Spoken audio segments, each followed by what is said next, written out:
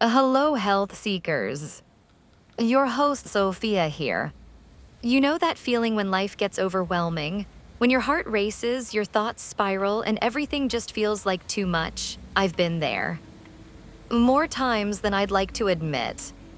But here's the thing, the fastest, most accessible way to find calm isn't in a pill, a vacation, though those are nice, or even a therapist's office, though therapy is incredible. It's in something you're doing right now, breathing. I remember a time when I was stuck in traffic, late for an important meeting, and my phone was buzzing with frantic messages. My chest tightened, my hands gripped the wheel, and I could feel panic creeping in. Then I remembered a simple breathwork technique. Just 4 counts in, 4 counts hold, 4 counts out. Within a minute, my shoulders dropped, my mind cleared, and I realized I'm okay. That's the power of breathwork. If it's not magic, it's science. Your breath is the remote control for your nervous system, and today I want to share how you can use it to find instant calm, no matter what life throws at you. Let's start with the basics. When you're stressed, your body thinks it's under attack. Your heart pounds, your muscles tense, and your brain goes into survival mode. But here, the secret, you can trick your body into relaxing by changing how you breathe. A slow, deliberate breath signal to your brain, hey, we're safe. We can chill now. And just like that, the panic starts to fade. One of my favorite techniques is something called box breathing. Navy SEALs use it to stay calm in life or death situations.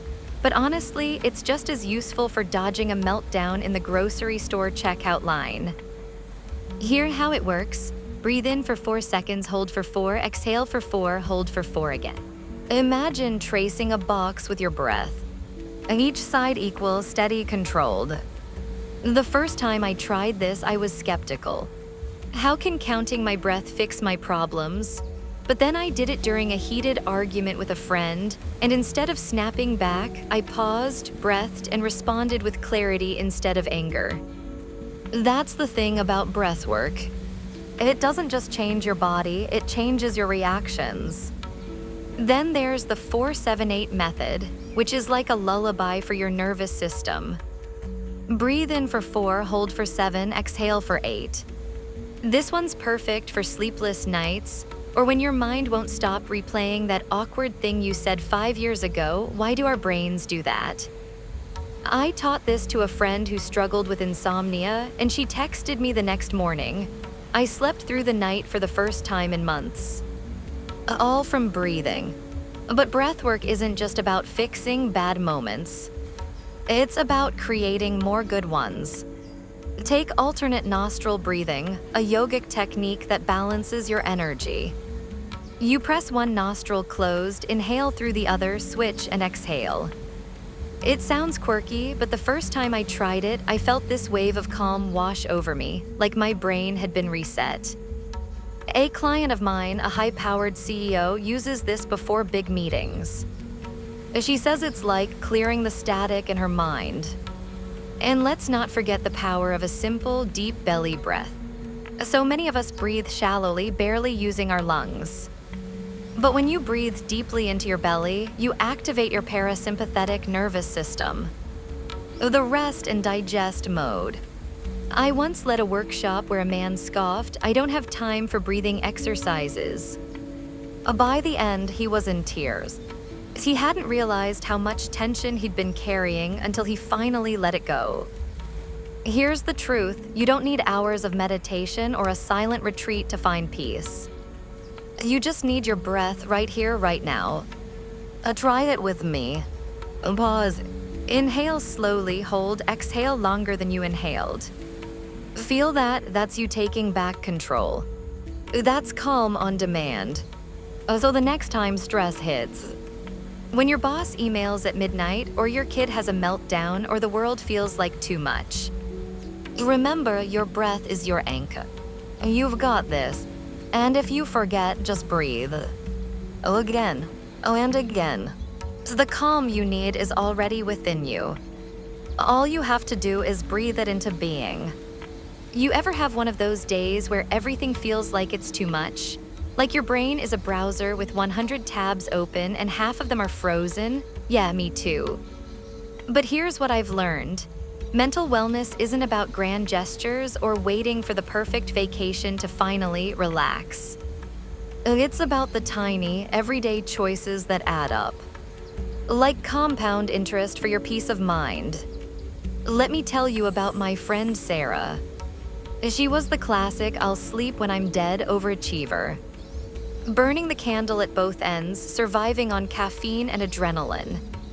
Then one day, her body said nope and she crashed hard. The doctor didn't prescribe pills, he said go home and rest. But here's the kicker, she didn't know how. That's when it hit her, mental wellness isn't something you fix in crisis mode. It's built in the quiet moments, the daily rituals, the habits no one sees. So where do you start? With the simplest, most boring advice you've ever heard, sleep. Not I'll binge Netflix until 2 in the morning. And call it self-care sleep, but real intentional rest. I used to wear my all-nighters like a badge of honor. Until I noticed how much sharper, kinder, and more creative I was on days I actually slept 7 hours. Your brain isn't a machine, it's a garden. And guess what? Gardens need downtime to grow. Try this for 1 week, go to bed 30 minutes earlier. No phone, no distractions. Just you and your pillow. Notice how your anxiety feels lighter, your focus sharper. If it's not magic, it's science. Then there's movement. Not punish yourself at the gym movement, but the kind that makes you feel alive. For me, it's dancing in my kitchen to terrible 90s music. For my neighbor, it's walking his dog at sunrise.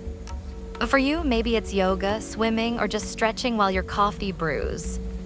The point is, your body and mind aren't separate. When you move, you shake loose the stuck energy. The worries, the frustrations. And suddenly, problems feel smaller. I'll never forget the client who told me, I solved my biggest work crisis during a lunchtime walk. The answer wasn't in her inbox, it was in her footsteps. Now let's talk about the habit no one wants to admit they need, boundaries. I used to say yes to everything. Extra projects, toxic relationships, guilt trips. Until I realized every yes was a no to my own peace. Setting boundaries isn't selfish, it's survival. Start small. Silence notifications after 8 p.m. Say no to one thing this week that drains you. Protect your energy like it's the last battery on your phone. Because it is. And here's the habit that changed everything for me, the morning pause. Not a 30-minute meditation, though props if you do that, but just 60 seconds of not rushing. Before you check your phone, before you dive into the day, take one deep breath and ask, how do I want to feel today? That tiny pause is the difference between reacting to life and living it. A teacher I admire starts her day by writing 3 things she's grateful for.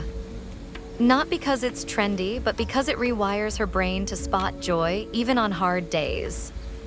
And let's not forget the most underrated habit of all, laughter. Real belly aching, tears in your eyes laughter. My best mental health days aren't the ones where everything goes perfectly.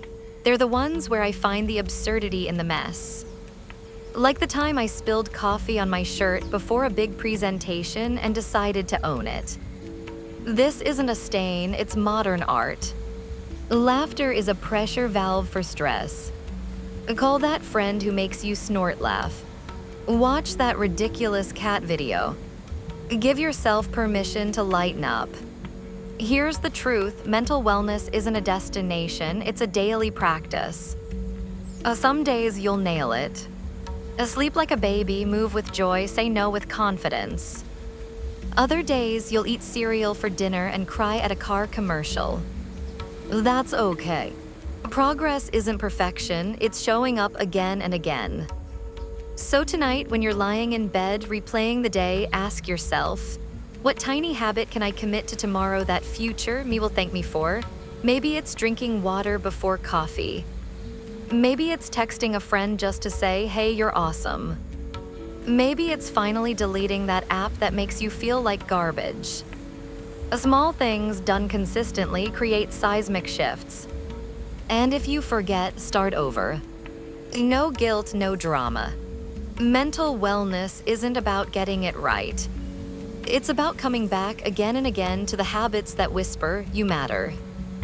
Because you do. Now go make future you proud. You know that feeling when you finish a meal and realize you barely tasted it?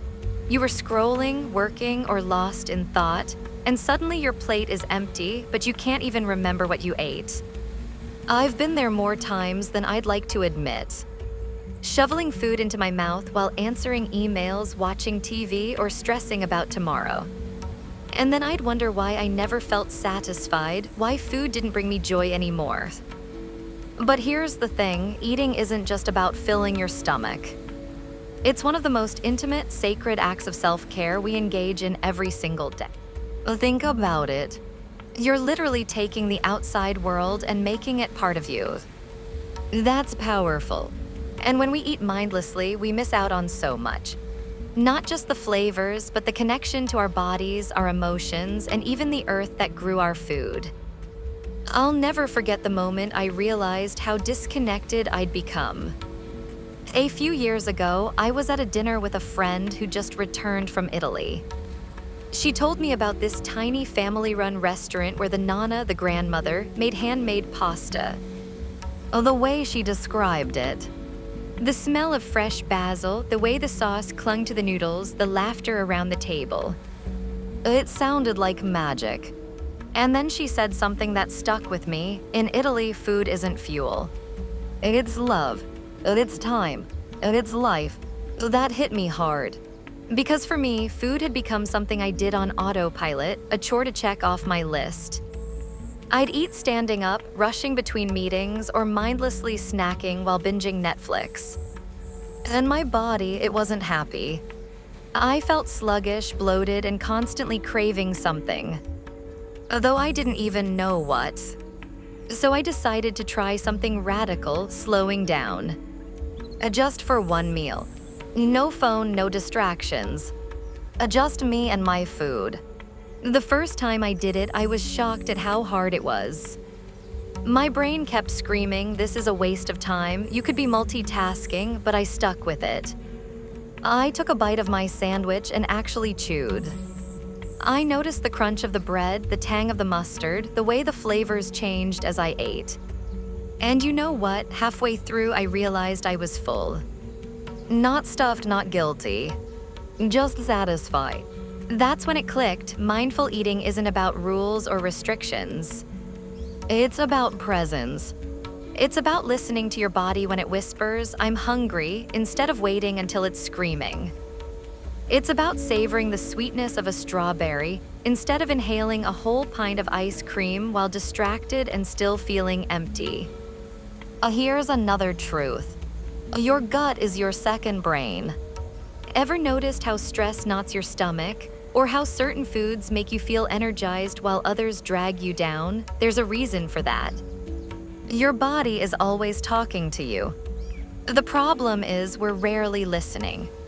A client of mine, a busy lawyer, used to survive on coffee and protein bars. She came to me exhausted, convinced she had no time to eat properly. I challenged her to one small change. For 1 week, she'd sit down for lunch. No desk, no emails. And eat slowly. Just 10 minutes. By day 3, she texted me, I can't believe how much better I feel. I actually taste my food now.